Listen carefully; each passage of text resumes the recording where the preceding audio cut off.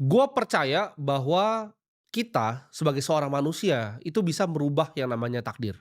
Gue selalu lihat di sekeliling gua, ya bahkan keluarga gua, orang tua gua sendiri, itu selalu khawatir soal uang. Ya ketika mereka ada perdebatan semuanya segala macam, itu selalu ujung-ujungnya duit.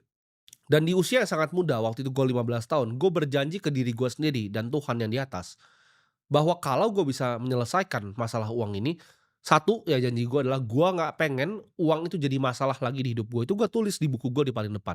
Ya, gue punya buku mimpi, gue tulis di situ paling depan. Gue tidak mau uang itu menjadi masalah lagi di hidup gue sampai gue mati.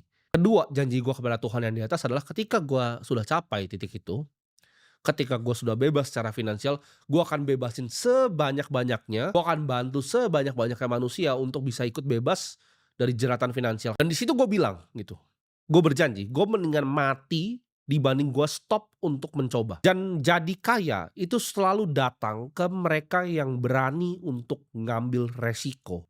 Dan itulah yang gue ambil jalannya di saat gue usia yang sangat muda.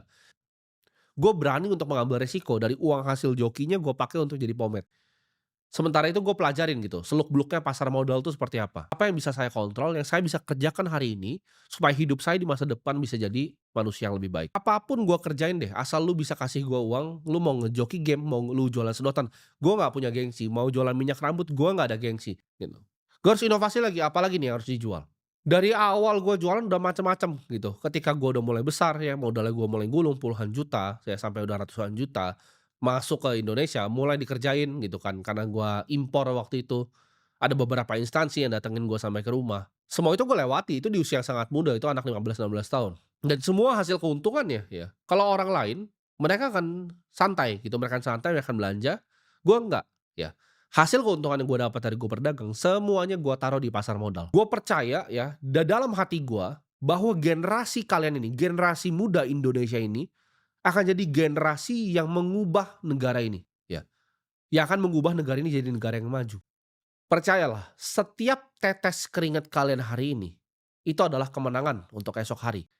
Jadi jangan pernah berhenti, ya, jangan pernah menyerah. Karena kalian harus ingat ya, takdir kita semua adalah untuk bebas dari yang namanya kemiskinan.